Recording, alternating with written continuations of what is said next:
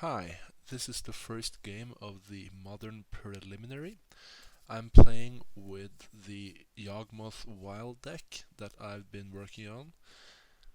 The first game I get a bit of a break because I play against Matsugan, who I know. I've played against him a lot before and he usually plays some all-in decks like Neobrand and Dredge.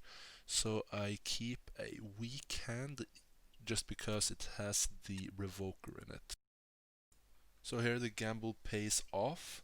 You can see he's stuck on one land and plays a Pentad Prism with oops all spells, hoping to one-shot me next turn.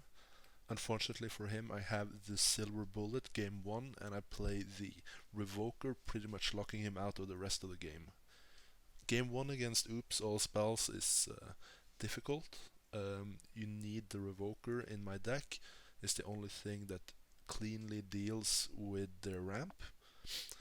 Game 2 and 3 we have a lot of sideboard options that will mean that our tutors can hit a lot more targets and we can stop their combo as well. So as you can see, even though I shot him off the prism, he's still one turn away from killing me when I get the messenger out. Um, in the sideboard, I believe I made some mistakes. As you can see on the screen, I thinned out my deck and then brought in some Artifact Hate and the Eidolon of Rhetoric, which completely shuts off the combo. However, I also should have brought in the Plague Engineer, which kills the Narcomoebas before they enter the battlefield, so they don't bring in the Sword of the Meeks, which completely shuts off the combo.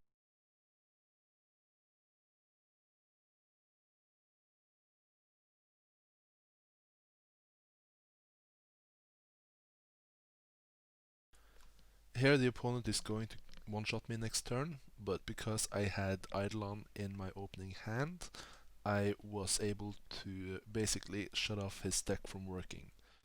Oops all spells also very rarely run any removal, so once the silver bullet is on the battlefield, you've pretty much won and it's a matter of time. As we fast forward through the match, I want to explain why the Eidolon wins the game. Oops all spells relies on dumping their library into their graveyard with one of two creatures.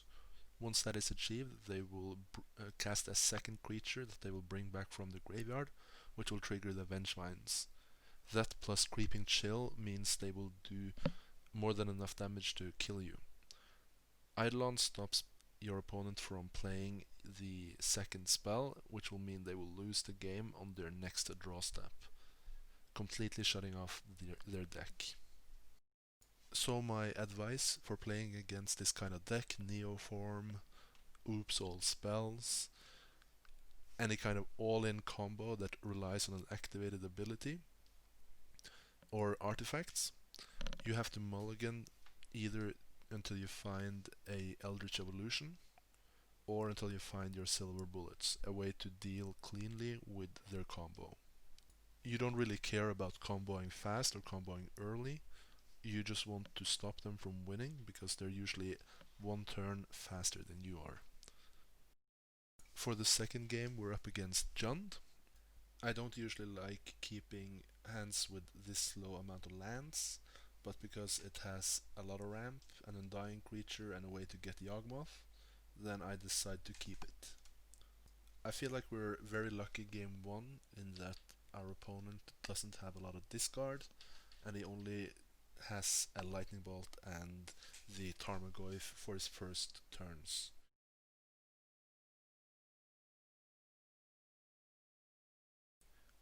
Here I land the Yawgmoth, and usually against Jund this is game over. Jund's main game plan is to trade 1 for 1. They want to discard your hand so that you both top deck and then they use the quality of their cards to win. But since we get so many cards from resolving Yawgmoth, they really cannot compete with it. Here I allow him to kill my Yawgmoth since I have a backup and don't really need to sacrifice my creatures. But the next sequence here is a bit of a misplay. I should have played Yawgmoth first, since then he cannot use a push on the Blood Artist without me having the ability to interact. Again, I don't really need to do anything here. I can just wait for him to make a move, and respond using YawgVial's abilities as I need to.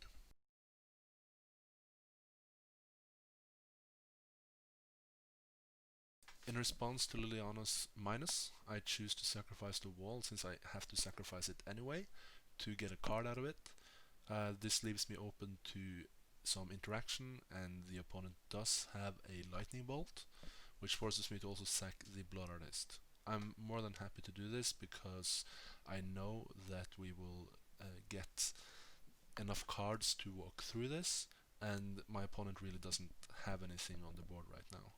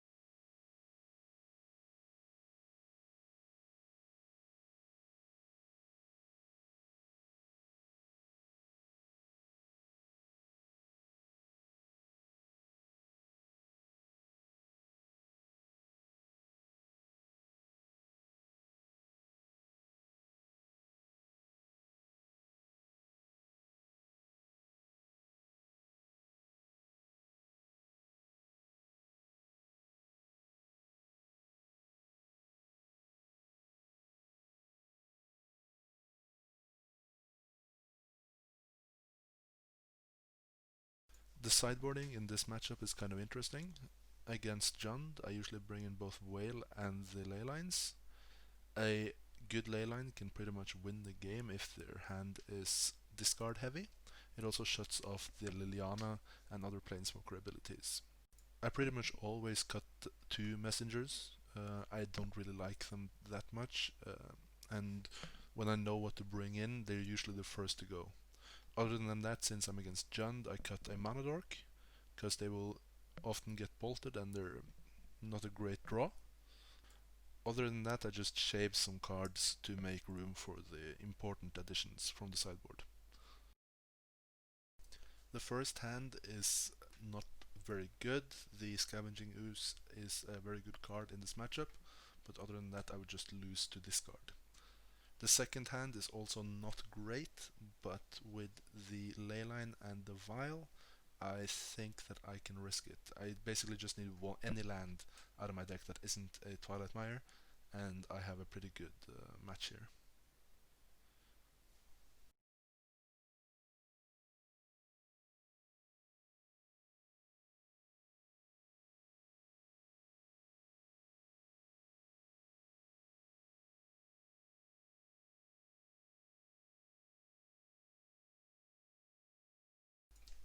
Here I get very lucky. He has the Ren 6 without anything to use it on, and I top deck a land which allows me to abrupt decay the Ren 6. This to just stop him from getting any value at all from the card. It seems that he's stuck with a lot of discard in his hand, which means that the leyline, if not straight up winning us the game, pretty much has made it very hard for the opponent to do anything at all in this matchup.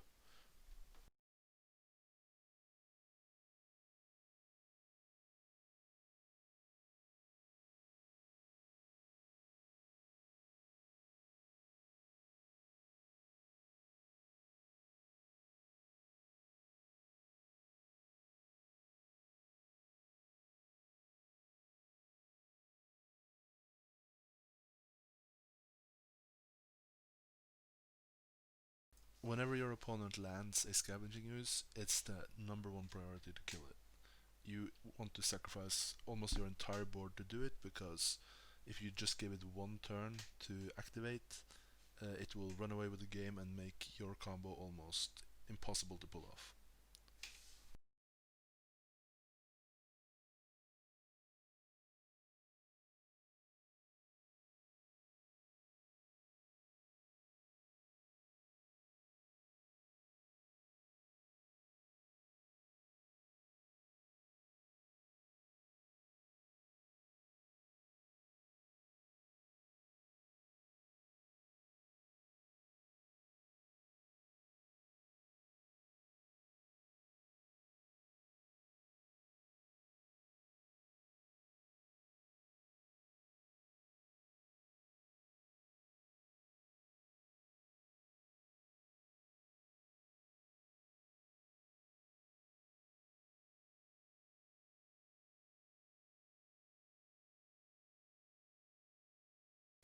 The only thing that I need to look out for here is the lightning bolt. Since I can't kill him, I need to keep the Dark Confidant alive.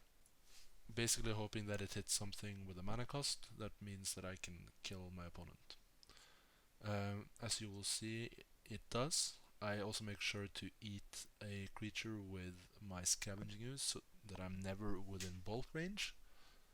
And after that, it's pretty much GG.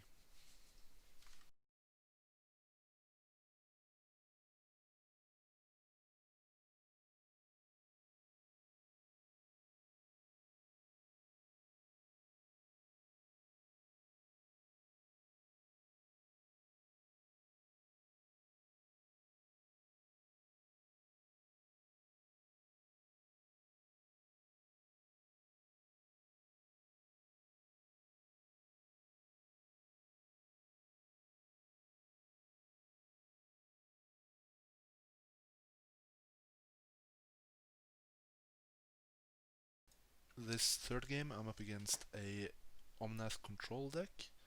I'd just beaten this player 2-0 in a league today, so I had a pretty good idea what I was up against. I decided to keep this hand because it had some ramp and a cord in it. Cord is usually my main weapon when I play against control lists, because being able to cord on their end step and then playing something on your own turn is usually what's needed to get through what would be a barrage of counterspells.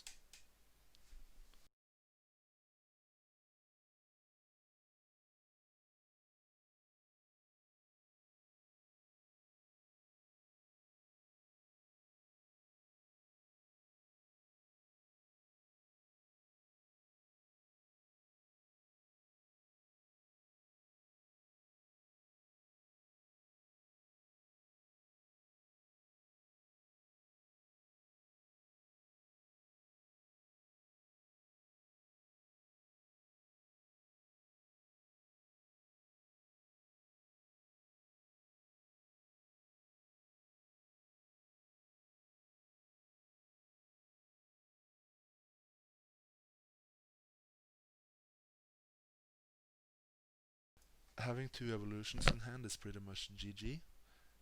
And once they land the Omnath and has a Uro in the graveyard, I decide to just go to game 2 because they're just going to get so much value and we're just going to be top decking and getting whatever we top deck counterspelled. So I've seen this dance too many times and decide to call it quits once the Omnath is played.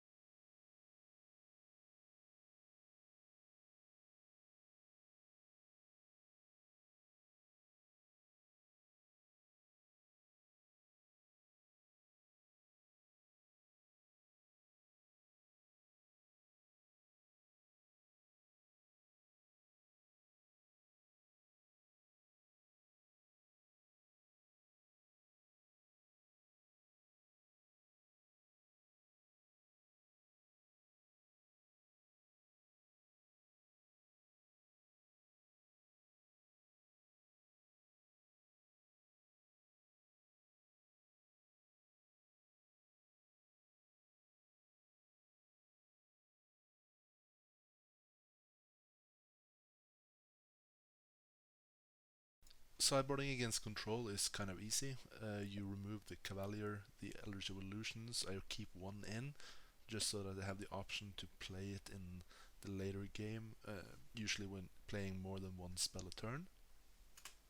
Most of the time, I bring in cards that will hate out my opponent's 8 pieces, so Abrupt Decay, Knight of Autumns. The important card here is Grand Abolisher. Basically shuts off their deck. They want to play cards, both ramp and counterspells on my turn, and with Grand Abolisher I'm just able to completely ignore their game plan and force them to play on their own terms. With a Vial and Grand Abolisher in hand, I pretty much couldn't ask for a better start on game 2.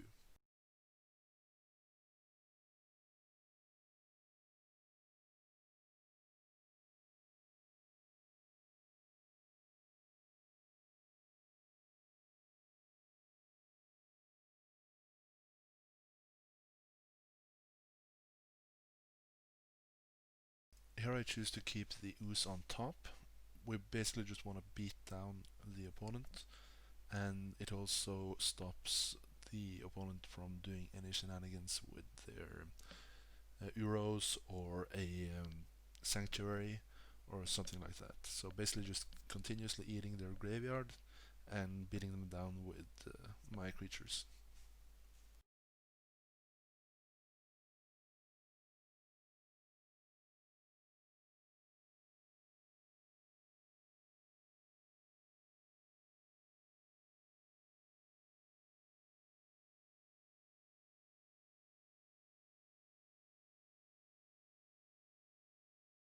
The Omnath could be a problem here, but since I top deck in other Geist, I have lethal after I played out my messenger.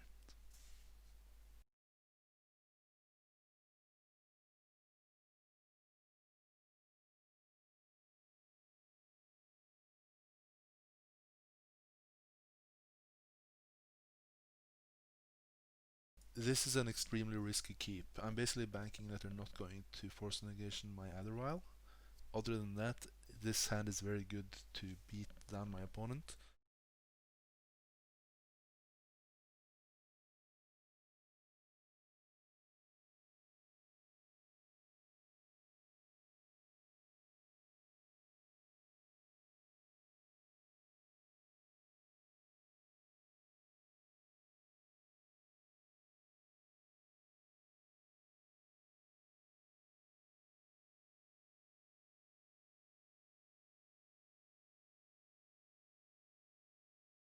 Here we get rewarded for slow playing our Vial, being able to while in a Revoker naming Teferi, basically time walking them.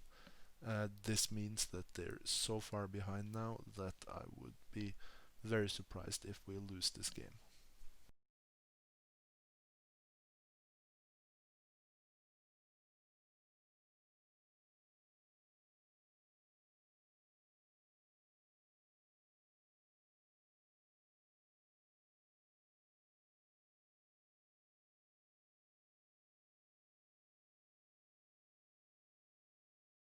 This is very well played by the opponent. He's basically tapping down our creatures and bouncing our Vial, meaning we cannot Vial in Yawgmoth this turn.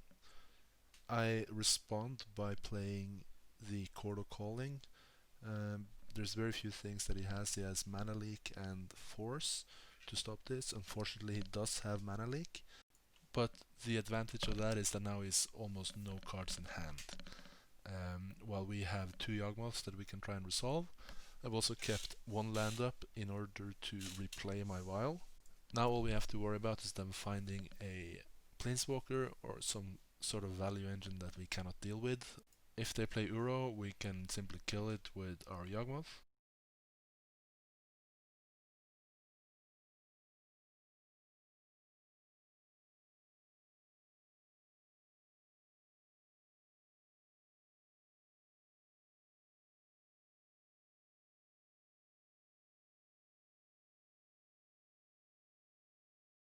Unfortunately here he has another Cryptic Command, which really puts us back. I decided to go for it since we have a backup Yawgmoth. I'm not sure I would have done so if I didn't have a backup Yawgmoth. I decide to just start attacking, try and get some damage, try and pressure him, force him to play their Uro.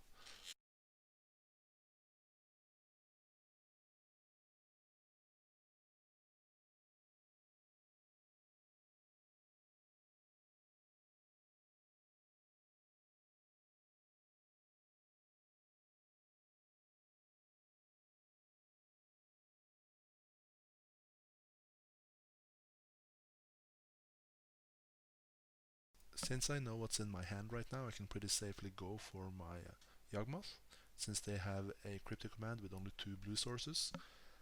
They use their Addergust to remove one of my Geists. Unfortunately for them, my Vial is on 2, so I can simply sacrifice one creature and get it back. From there, I just start looking for the Chord of Calling to close out the game, and when it shows up, it's GG.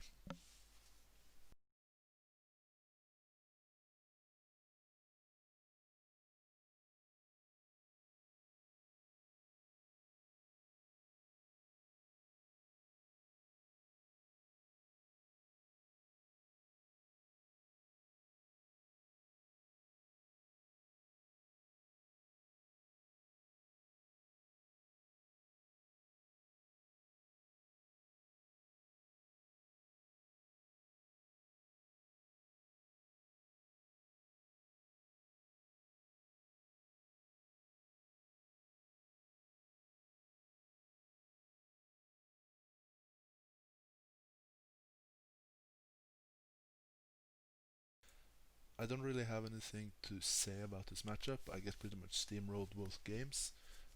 Second game is a little bit closer because I get the ley line of Sanctity, which slows down their milling, but still I didn't really have a chance to do much in either game.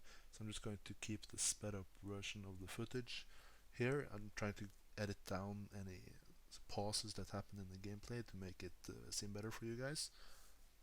But other than that, just thank you for watching.